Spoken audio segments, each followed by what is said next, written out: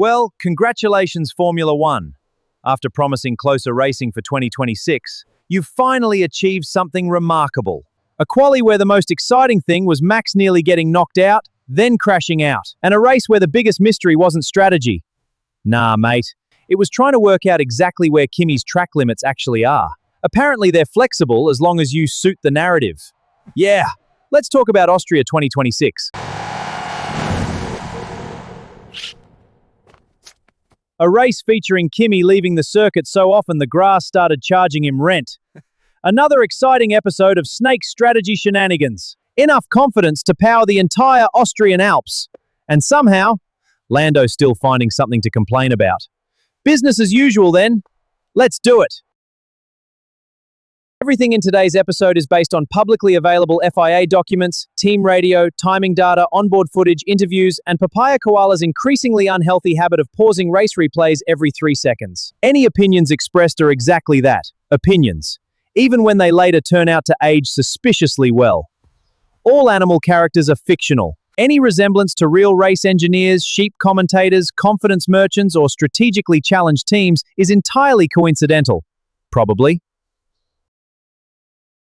Welcome to Austria, home of mountains, schnitzel, Red Bull, and apparently enough confidence to keep Sky Sports employed for another decade. Seriously, if I had $1 for every time the sheep commentary team said confidence this weekend, I'd probably be able to afford an Arrow engine, which, judging by the straight line speed, appears to contain either nuclear fusion or maybe witchcraft?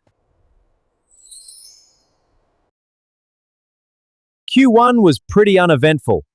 Oscar went back out on used tires, not because he needed another lap, but because the team were experimenting with setup changes. Unfortunately, he encountered traffic. Again. Then more traffic. Then a third patch of traffic, at which point he wisely abandoned the hot lap. Naturally, the sheep commentary immediately turned that into Oscar somehow failing. Apparently not unnecessarily risking your car by avoiding traffic is now a character flaw. Naturally. Q2 gave us one of the sheep's favorite activities, manufacturing drama.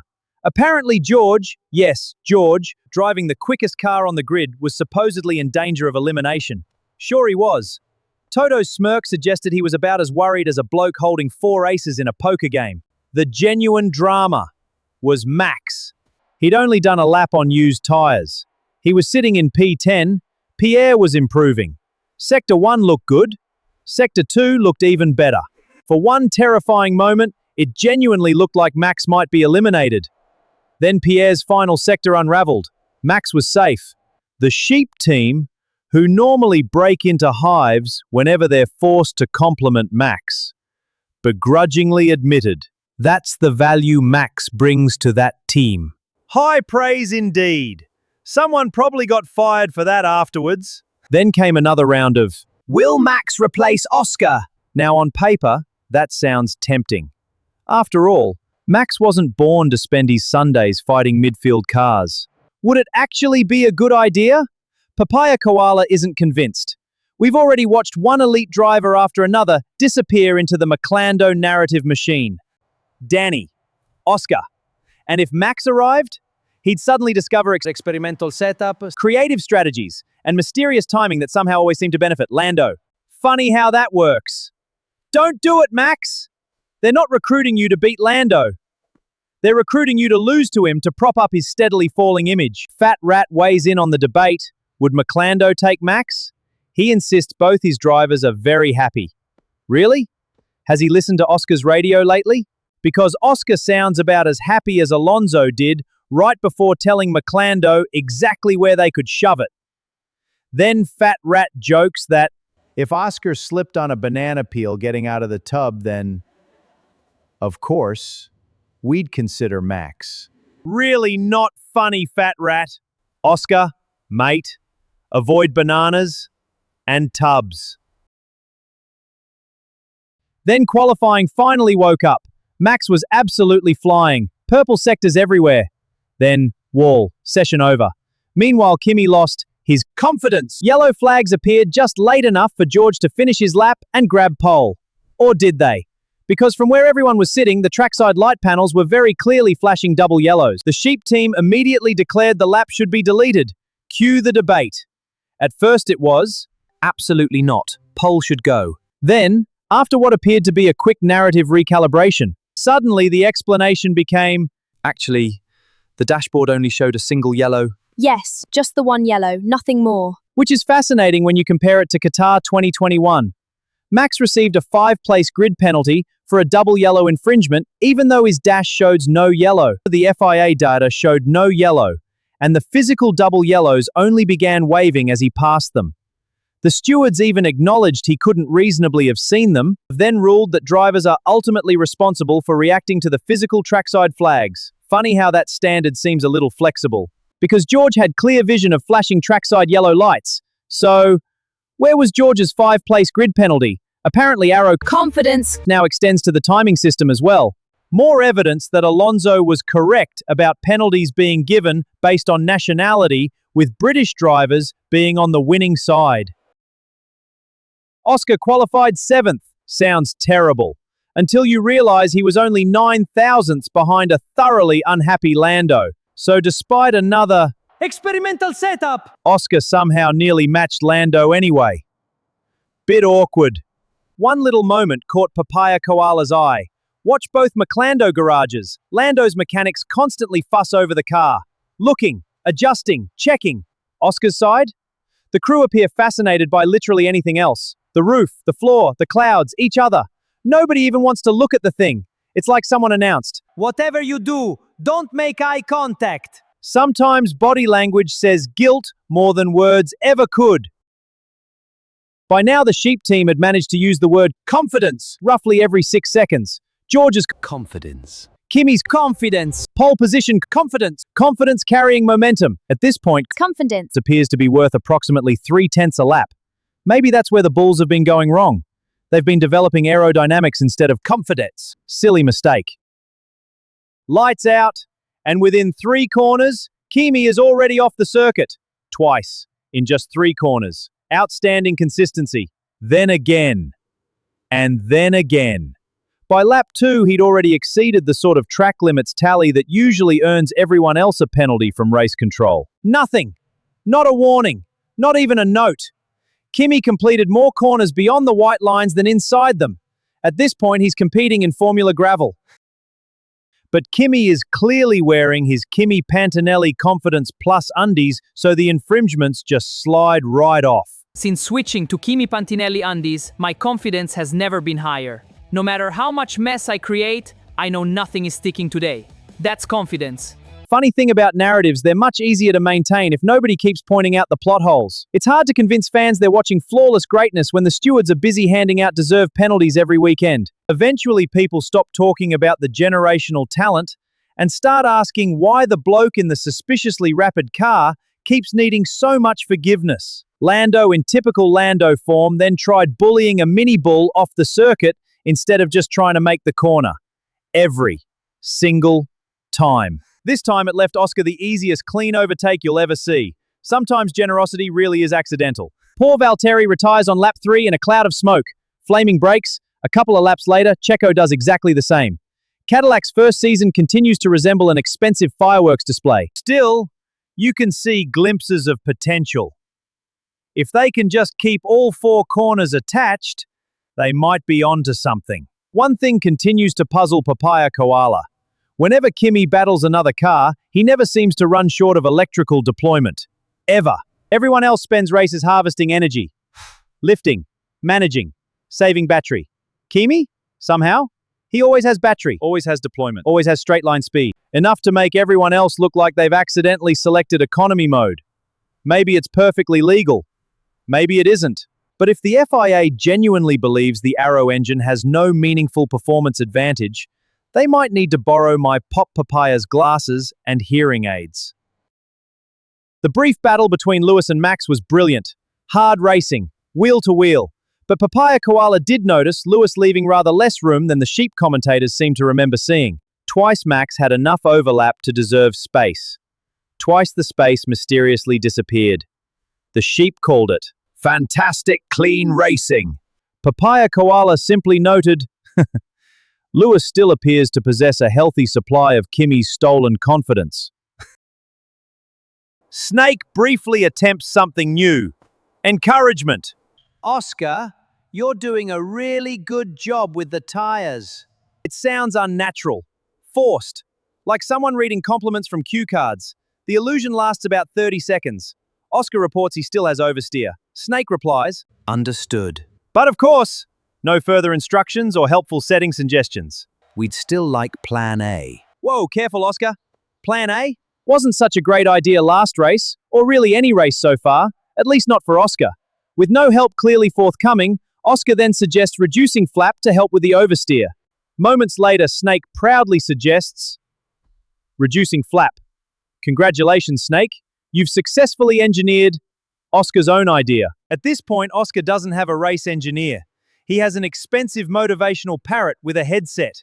Oscar begins pulling away from Lando. Snake sounds genuinely confused. This clearly wasn't part of the plan. You're pulling away from Lando? That's good? Is it? Apparently not, because moments later, Oscar gets ordered to box. Lando stays out.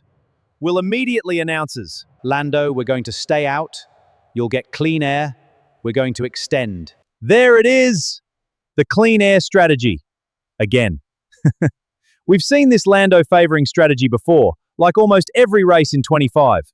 My tires, dirty air, my tires! Lando is whinging about dirty air. Again. No problem, I'll just pit Oscar out of the way, so it's easier for Lando. Unfortunately, Lando then informed the team, yeah, but I've got no more pace. This is it.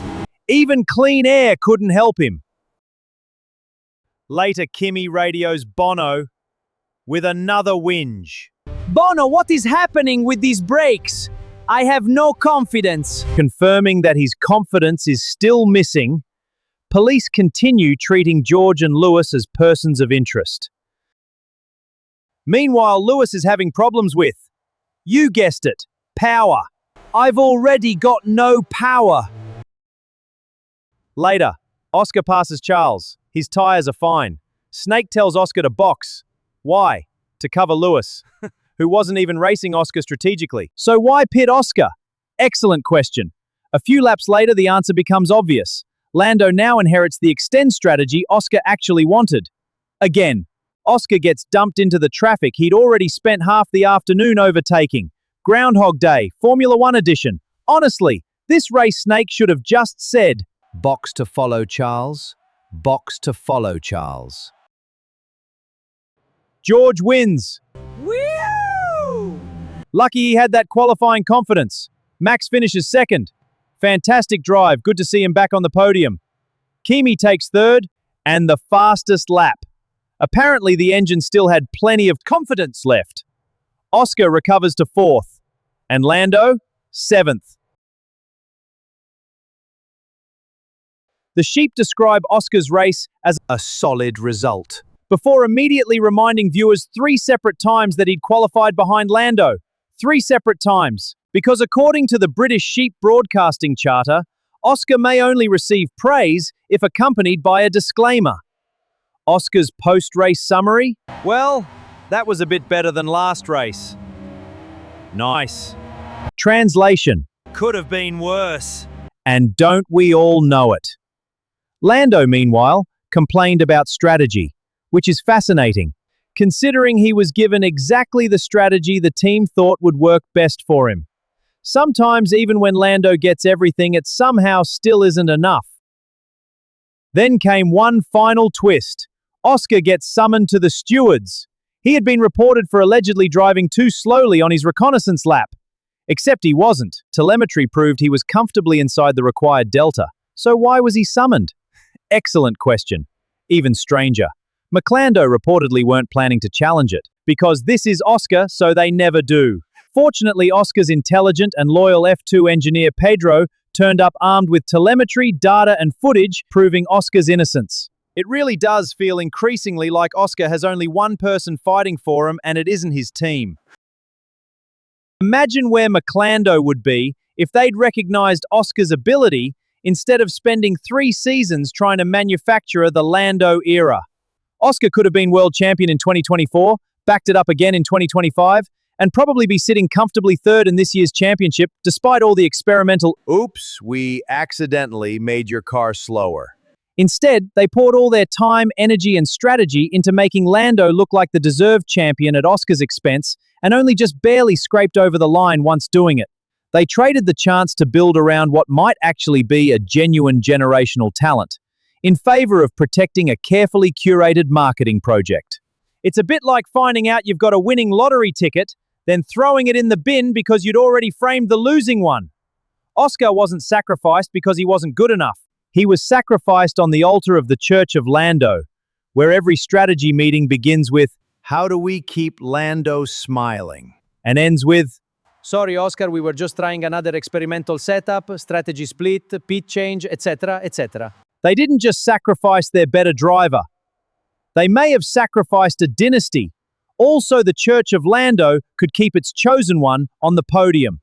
Turns out it's pretty hard to build a legacy when you're spending all your effort holding back the bloke who's actually capable of creating one.